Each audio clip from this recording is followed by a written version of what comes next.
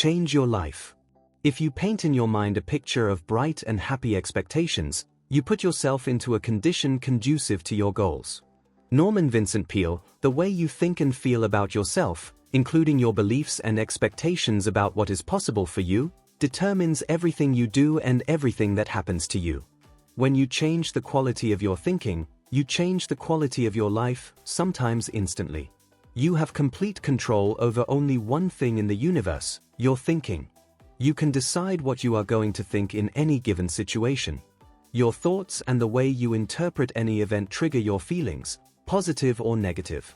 Your thoughts and feelings lead to your actions and determine the results you get. It all starts with your thoughts. Positive thinking. Positive thoughts are life-enhancing. They empower you and make you feel stronger and more confident. Positive thinking is not just a motivational idea. It has measurable, constructive effects on your personality, your health, your levels of energy, and your creativity. The more positive and optimistic you are, the happier you will be in every area of your life. Negative thoughts bring about the opposite.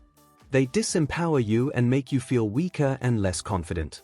Whenever you think or say something negative, you give your power away. You feel angry and defensive. You feel frustrated and unhappy. Over time, negative thinking can make you physically ill and even poison your relationships. Positive thinking leads to mental health and peak performance. Negative thinking leads to mental illness and decreased effectiveness. Your goal, therefore, if you want to live a wonderful life, is to cultivate positive emotions and get rid of negative emotions. The elimination of negative emotions is the most important single step you can take toward health, happiness, and personal well-being. Each time you take complete control over your thoughts and feelings, and discipline yourself to keep them positive, the quality of both your inner and outer lives improves. In the absence of negative emotions, your mind automatically fills with the positive emotions that generate feelings of happiness and fulfillment. You can choose your thoughts. The law of substitution says, your mind can hold only one thought at a time, positive or negative. You can substitute a positive thought for a negative thought whenever you choose. You can apply this law by deliberately thinking about something positive whenever you want to cancel out a thought or feeling that makes you angry or unhappy. The law of habit says, any thought or action that you repeat over and over will eventually become a new habit. When you repeatedly react and respond in a positive way, you take full control over your conscious mind. Soon it becomes automatic and easy to think and act in that manner. By using willpower and repetition, you develop new habits of thinking and acting. By applying this law, you can become a completely positive person and change your life. Starve your negative emotions. Your negative emotions have all been learned, beginning in childhood. And what has been learned can be unlearned, sometimes quite quickly. You can learn any habit or skill that you consider to be either desirable or necessary. Especially, you can learn positive, constructive ways of thinking about people, money, health, and other factors to cancel out negative ideas that limit your potential and interfere with your success. Many negative ideas or attitudes are based on false premises. Sometimes a negative idea about a subject, or a negative attitude toward a person, can be completely reversed with a single piece of new information. You could suddenly learn that an idea you had about yourself or another person was not true.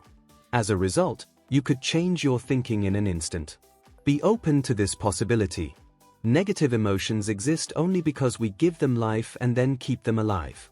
We feed them by continually thinking and talking about things that make us angry or unhappy. Fortunately, you can change this situation by applying the law of emotion.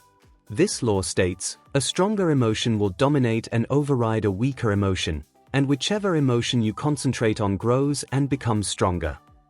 What this means is that whatever emotion you dwell upon grows and eventually dominates your thinking in that area.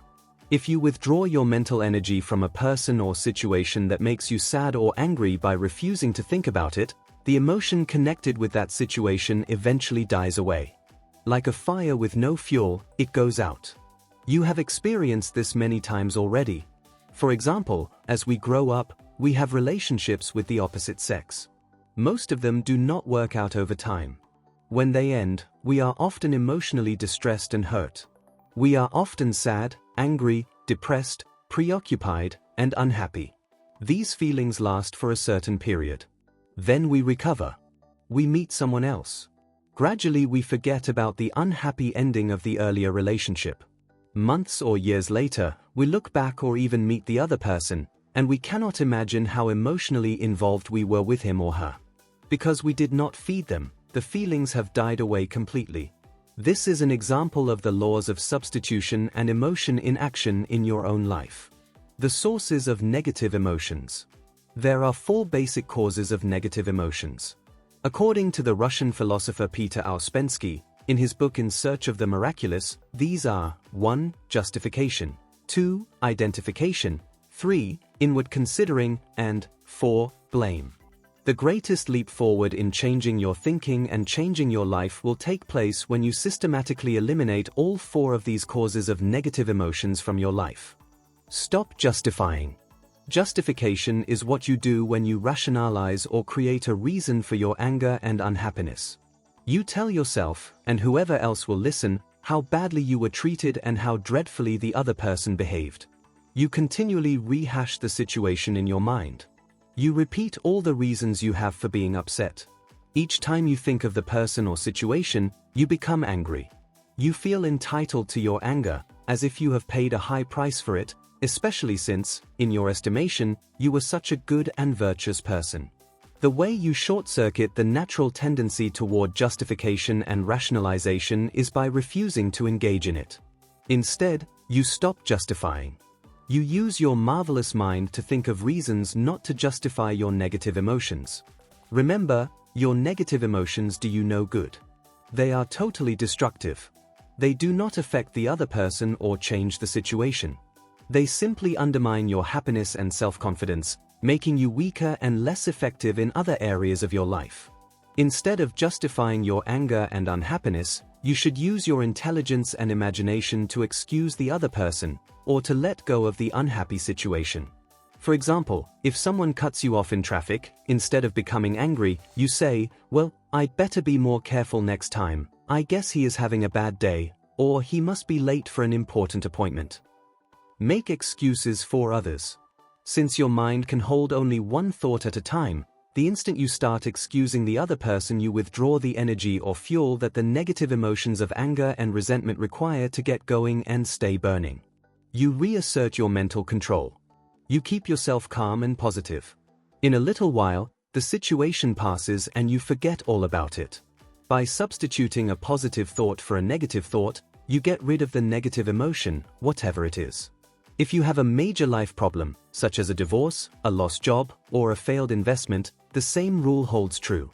Stop telling yourself, and anyone who will listen, why you are entitled to be angry or unhappy. Instead, make excuses for the other person each time you think about the situation until the negativity dies away. When the fire of negative emotion goes out, you can then turn your attention to something positive. One of the most important rules for success and happiness is, don't be upset or worry about something that you can't do anything about. Don't criticize anyone for something that the person cannot change. A famous law says, if there is no solution, there is no problem. 2 time periods. There are 2 time periods in life, the past and the future. The present is only a brief, fleeting moment. You can choose to focus your attention on what has happened, which cannot be changed, or on the future, on what is possible, over which you have some control. Many people spend most of their emotional energies being upset and angry about events that occurred in the past. Unfortunately, this energy is completely wasted. Nothing good can come of constantly complaining about the past. Even worse, the negative emotions kept alive by reliving past events rob you of the joy and excitement that you could experience by thinking about future possibilities. Let it go. A psychiatrist with more than 25 years' experience working with unhappy people wrote that the 2 most common words he heard in his practice were the words "if only." It seemed that most unhappy people are held back by some event that occurred in the past that they cannot let go of. They are still resentful, angry, or depressed over something that someone did or did not do or say. They are angry with one or both parents, a sibling, a previous relationship or marriage, a boss or business relationship, a failed investment or financial mistake. The fact is that your life will be a continuous series of problems, difficulties, setbacks, and temporary failures. These unexpected and unwanted reversals and disappointments are a normal, natural, and unavoidable fact of growing up. To change your thinking and change your life, you must make a decision to get over them and to get on with your life, no matter what happened. Until you do, you remain a slave to the past, which cannot be changed in any case. Make a decision today that, from now on, you are going to eliminate all the if-onlys from your life. Reinterpret events differently. The author and speaker Wayne Dyer says, "It's never too late to have a happy childhood." He means that at any time you can reinterpret the unhappy events of your early life in a positive way. You can practice the law of substitution and look into those negative experiences for something good, and think about that instead. You can focus on how your unhappy experiences have made you a better, wiser person. You can actually be grateful to people who have hurt you in the past because they have made you so much stronger in the present. And in any case, it could not have happened otherwise. Your parents had no experience with raising children. In addition, they were a product of the way they were raised. Like all humans, they came to parenting with their problems and weaknesses, just as you have today. Nonetheless, they did the best they could with what they had. They were the people they were, and they could not have raised you any differently than they did. It is silly to continue to be unhappy about things they did or didn't do that they were incapable of doing otherwise. Let it go and get on with your life. Don't take it personally. The second major cause of negative emotions, according to Ouspensky, is identification or attachment. This occurs when you take something personally or you become attached to a person or thing. You see the unhappy outcome of an event or circumstance as a personal affront or attack on you or on something you believe in or hold dearly. You become emotionally involved in a situation and identify so strongly with it that it affects your emotions and your reason in a negative way. The great spiritual teachers, such as Buddha and Jesus, have emphasized the importance of separating yourself emotionally from the situation, disidentification, in order to regain your calmness and composure. Psychologist and philosopher William James of Harvard wrote, "The first step in dealing with any difficulty is to be willing to have it so." He encouraged people to say, "What cannot be cured must be endured." In other words, practice detachment from any person or situation that makes you feel angry or upset. Withdraw the emotional energy from it so that you can regain your calmness and composure. This approach does not suggest that you passively accept anything that happens to you. Instead, it encourages you to use your willpower to keep your mind and emotions under control. You discipline yourself to stand back mentally and deal with the problem intelligently. You use your mind to see the situation objectively and make better decisions to resolve it. Nothing and no one can have any control over you unless there is something you still want from them. They must have something that they can still give you or withhold from you. As soon as you detach emotionally from a person or object and no longer want anything from them, you are free. This ability to practice detachment is a power you can develop through practice. It can make you the master of a situation that might otherwise cause you to become upset and angry. One of the kindest things you can do to help others is to encourage them to stand back from a problem situation and be objective about it. Encourage them to view the difficulty as if it was happening to someone else. Ask them what advice they would give to another person who was facing this same problem. By detaching from the emotionally charged situation, you and others will become much more capable of dealing with it effectively. The opinions of others. The third major cause of negative emotions, according to Ouspensky, is inward considering. This occurs when you become overly concerned with the way people are treating you. If you perceive that someone is not giving you the respect that you feel you deserve, you can feel insulted and angry, and want to strike back.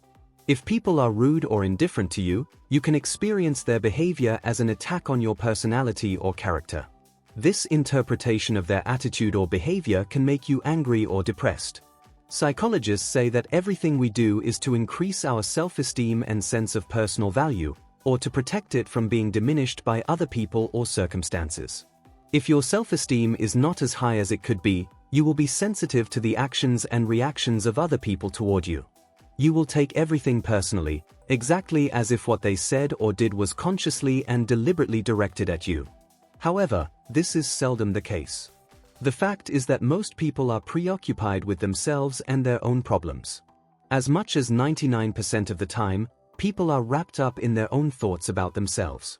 They devote the other 1% of emotional energy they have available to everyone else in the world, including you. The person who cuts you off in traffic is so involved with his own thoughts, he is not even aware of your existence. It would be silly to become angry or upset over his thoughtless action. Set your own sails. There is a rule that I have learned from experience: never do or refrain from doing something because you are concerned about what people might think about you. The fact is that nobody is even thinking about you at all. Of course, I am not talking about criminal or antisocial behaviors. But it is amazing how many people make decisions to get into or to not get into relationships, businesses, new endeavors, adventures, and other things for fear that someone else might not approve. They stay in marriages they hate, they work at jobs they dislike, or they turn down business opportunities for fear that someone, anyone, might criticize them. The truth is that no one cares more about your key life decisions than you do. Plan accordingly. In Abraham Maslow's studies of self-actualizing people, those 1 or 2% of men and women who are fully mature, fully functioning adults, he found a particular quality that they all had in common: they were completely honest with themselves. They were objective and clear about their own strengths and weaknesses. They did not hope or pretend that they were other than they were. This self-acceptance was a foundation stone of their self-esteem and self-respect. Because they knew who they were, and who they were not, they did not feel that they had to continually earn the approval of others. They took the opinions of others into consideration, but then they made their own decisions. They were not overly influenced by the possible approval or disapproval of other people. You should do the same. You are the one who cares the most and who is most affected, in any case. The respect of others. When Somerset Maugham, the famous English author, was asked by a reporter for his chief motivation for writing, he replied, "I write to earn the respect of the people I respect." The fact is that much of what you do, or fail to do, is influenced by the same concern. You do many things in your social life to earn the respect of the people you respect, or at least not to lose it. In fact, the people whose respect is most important to you largely determine how good you feel about yourself, both at home and at work. The respect of others has an inordinate influence on your self-esteem because it is so closely linked to your self-ideal and your self-image. Exceptional men and women look up to and seek the respect of men and women of character and accomplishment. They strive, at an unconscious level, to behave and to live up to their ideals of how an excellent person would behave. One of the most important decisions you make as you go through life is to decide for yourself the specific people whose respect is of the greatest value to you. Once you are clear about who you respect and why you respect them, you can then organize your life in such a way that you continually earn that respect, whether they know of your actions or not. Set high standards. In the famous book In His Steps, by Charles M. Sheldon, Christian Library, 1984, an entire town agrees, prior to every act or decision, to ask the question, "What would Jesus do?" and then to behave accordingly. The eventual outcome for the townspeople was that the problems that had divided them were soon solved and the town became happy and prosperous. They created an ideal for themselves and then built their lives around living up to it. In a study of successful men and women, most of whom had started from humble beginnings, researchers found that these people had almost all been avid readers of biographies and autobiographies when they were young. As they read the life stories of famous men and women, they imagined themselves having the same qualities and characters of the people they were studying. When they became adults themselves, those qualities and virtues had become part of their thinking and guided their choices and decisions in later life.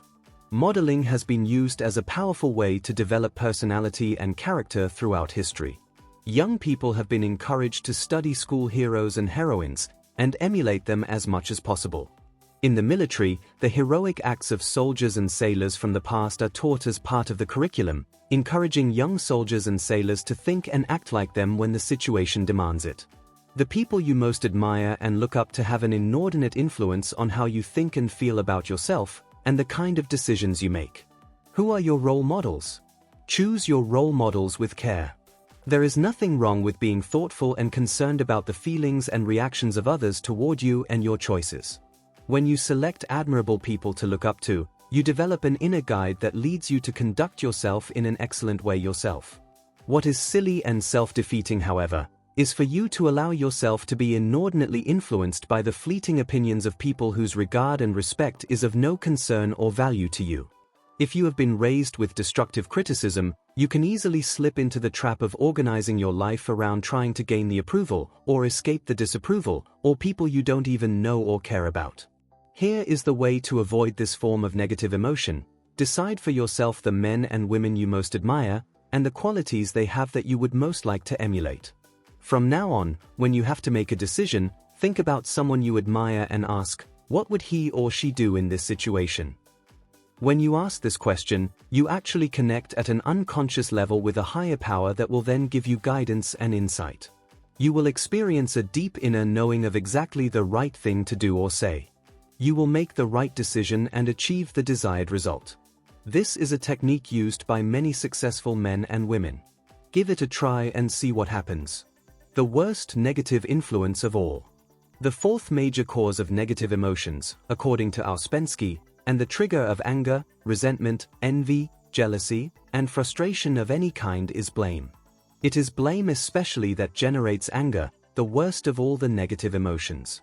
Anger is more destructive than any force in the human world. Uncontrolled anger destroys health, relationships, families, businesses, and societies, and is the chief generator of wars, revolutions, and social conflict. The primary cause of anger can be traced back to destructive criticism in early childhood. Whenever a person is criticized, he reacts exactly as if he is being attacked, with defensiveness and resentment. Since any behavior that you repeat over and over becomes a habit, many people develop the habit of responding with anger to every problem, disappointment, or frustration they experience. Eventually, they reach the point where they are always angry about something. To become angry, a person must be able to blame someone for something that has happened or not happened that they don't like or approve of.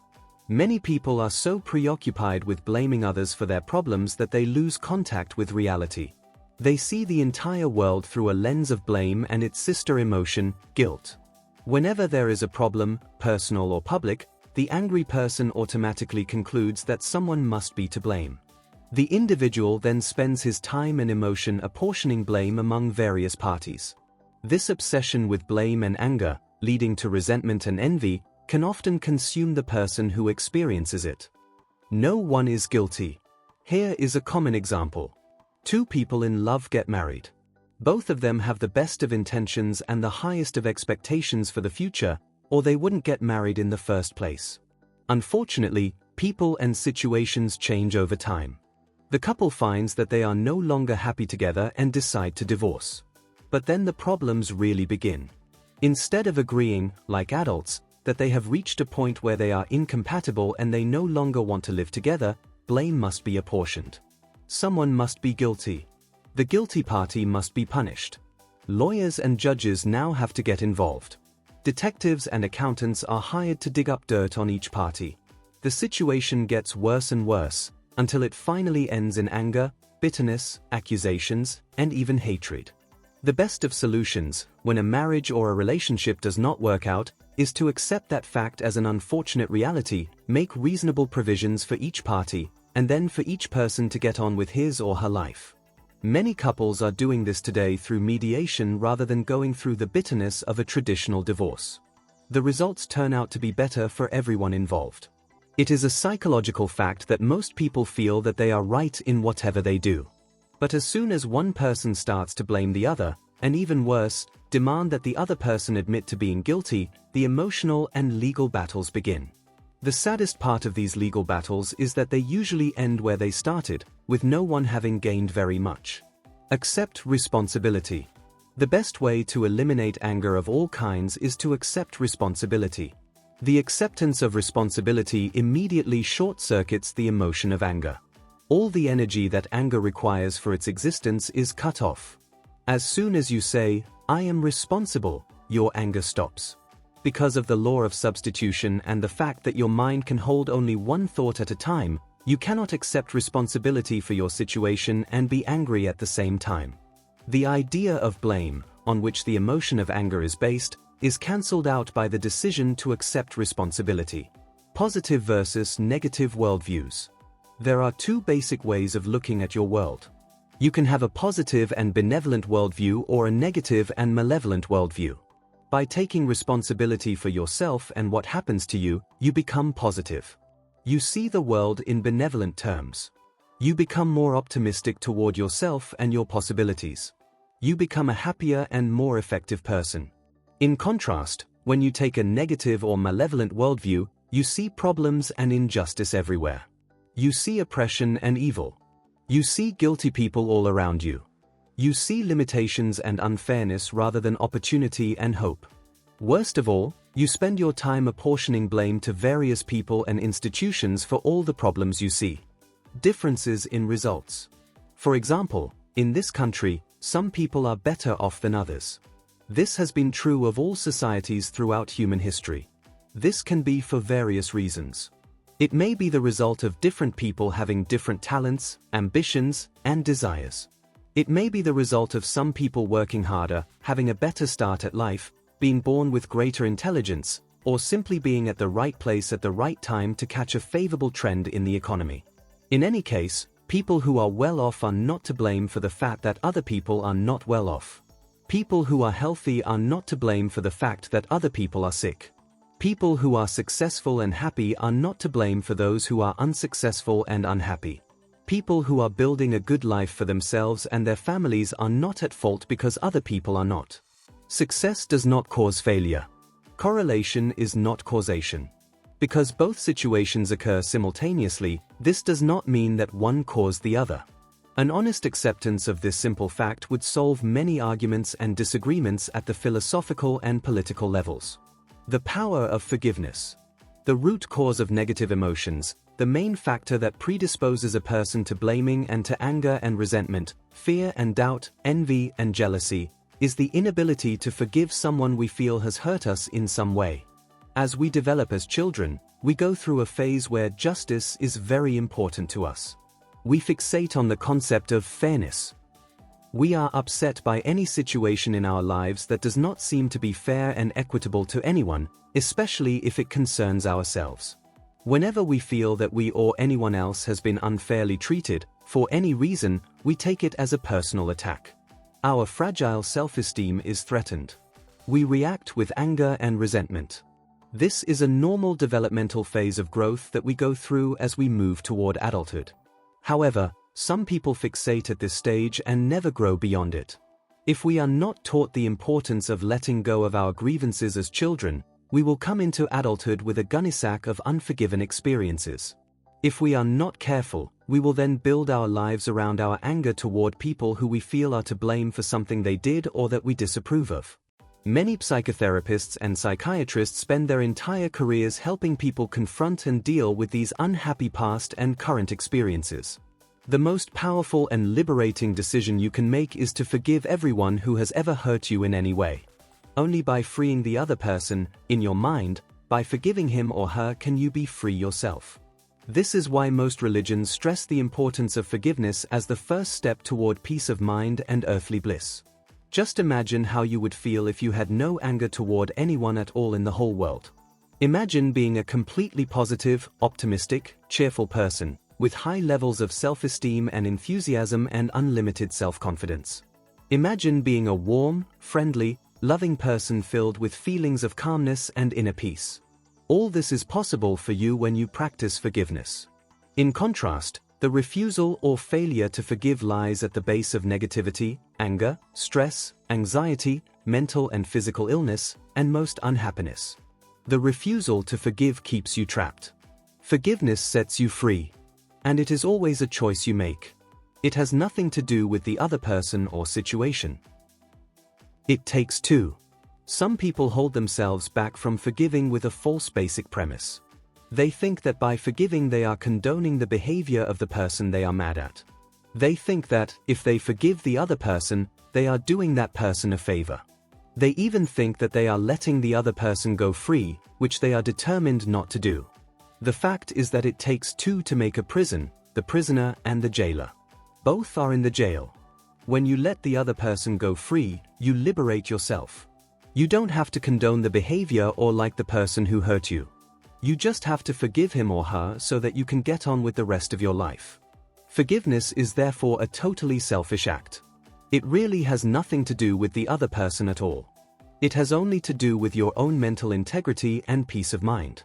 The comedian Buddy Hackett once said, "I never hold grudges. While you're holding grudges, they're out dancing."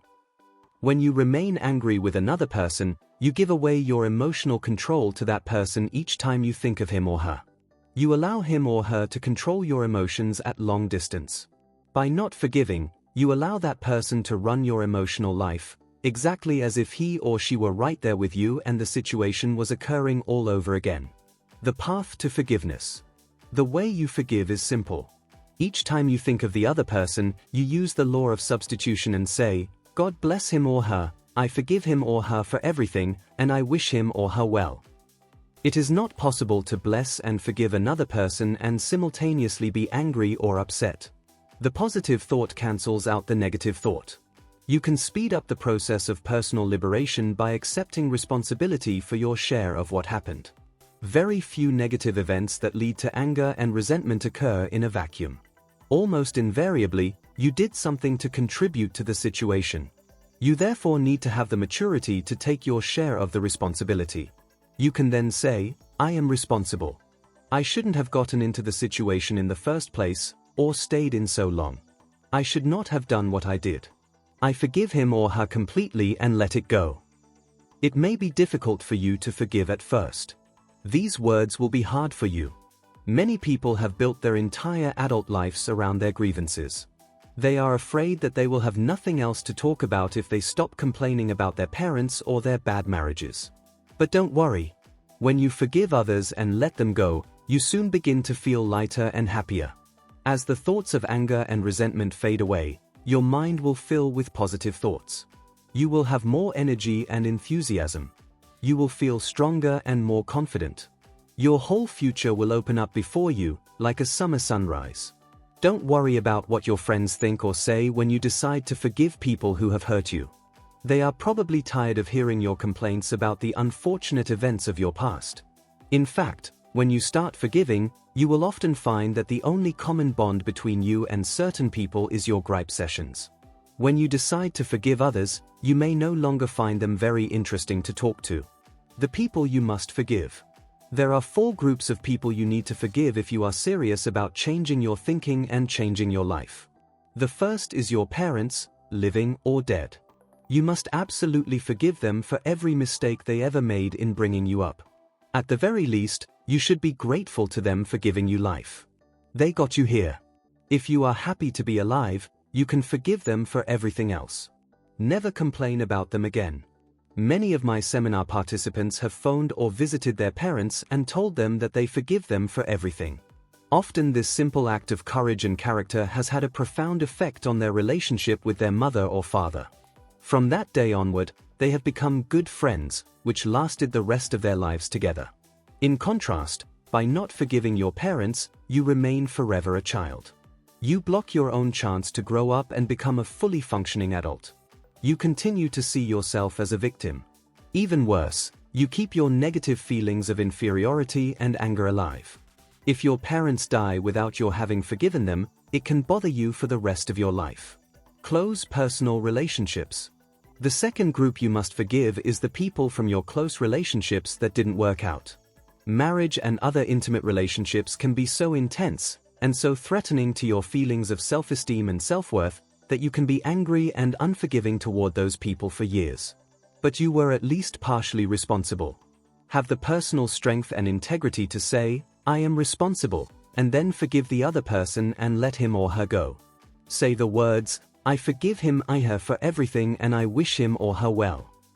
Each time you repeat this, the negative emotion attached to the memory will diminish. Soon it will be gone forever. The letter. Many of my graduates have found that the letter is the key to putting a bad relationship behind them forever. This is a powerful technique that can free you from feelings of anger and resentment almost instantly. Here is how it works. You are to sit down and write the other person a letter of forgiveness. It consists of 3 parts. First you say, "I forgive you for everything you ever did that hurt me." Second, You write out a description or list of every single thing that you are still angry about. Some people write several pages in this part.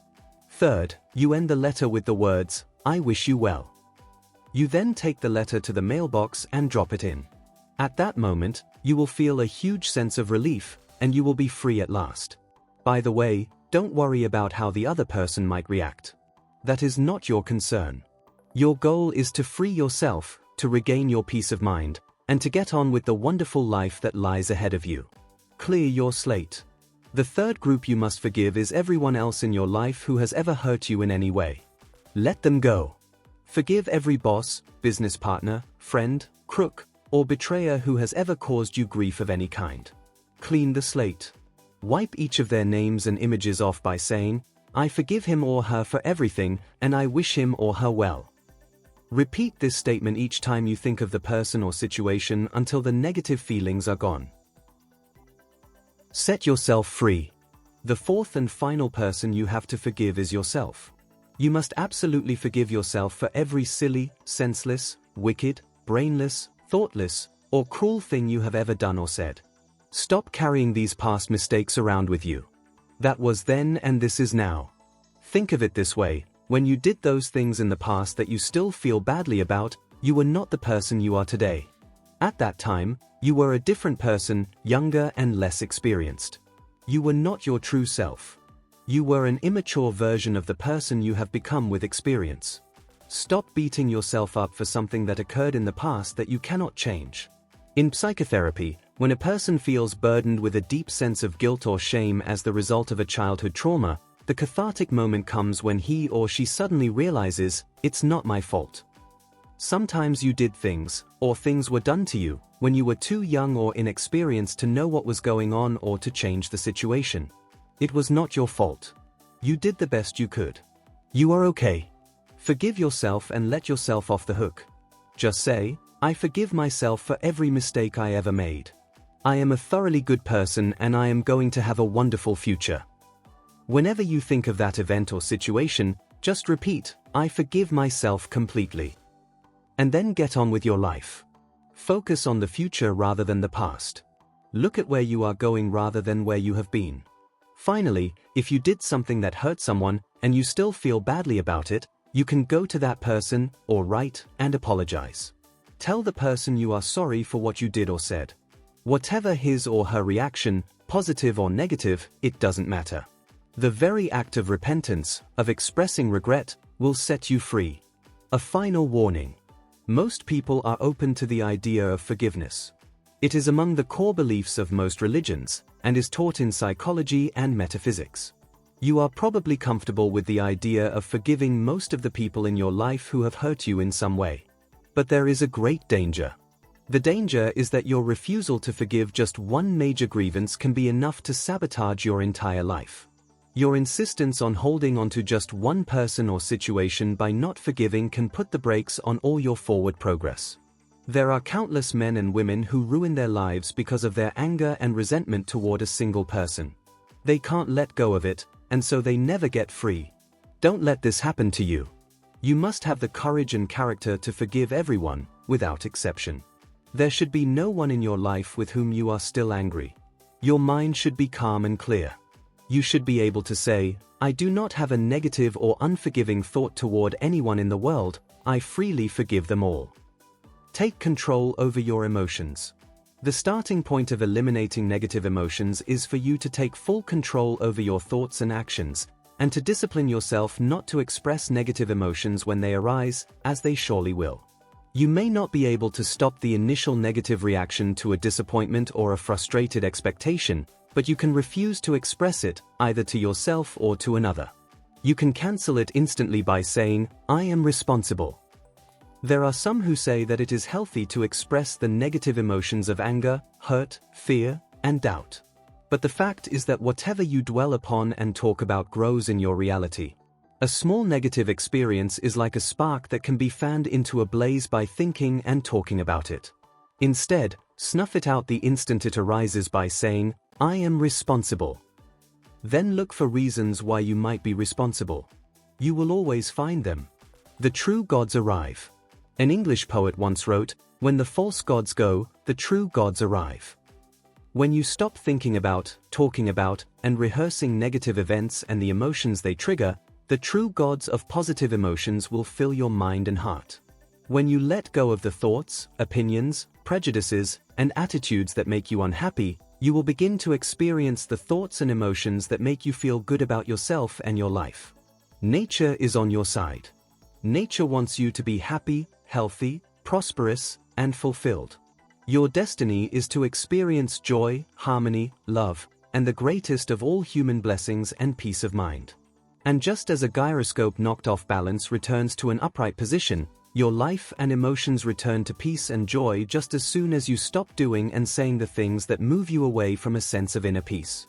Decide this very day to give up your negative emotions. Resolve from this moment forward to become a positive, optimistic, happy, enthusiastic person in every part of your life. Change your thinking about yourself and your possibilities, and you change your life. Action exercises. 1. Resolve today that you are going to be a completely happy person. Now ask, what is it in my life that makes me unhappy or causes me stress? Whatever your answer, decide to deal with it and eliminate it. 2. Recall an experience from your childhood that you are still angry about. Now reinterpret that experience positively and view it as a valuable learning experience. 3. In what areas of your life are you angry or resentful because you are still blaming someone for something he did or didn't do? Whatever it is, accept responsibility and get on with your life. 4. Who is there in your past that you have not forgiven? What previous experience causes you the most anger still today? Whoever or whatever it is, resolve to forgive and let it go. 5. Don't take things personally anymore. From now on, when people do not respect you or treat you as you wish to be treated, rise above it and go about your business. 6. Make a decision today to forgive everyone in your past toward whom you still feel any negative emotion. Let them go and let yourself go at the same time. 7. Forgive yourself for every mistake you have ever made. If it is appropriate, go and ask forgiveness of the other person. Set yourself free. End of chapter 2.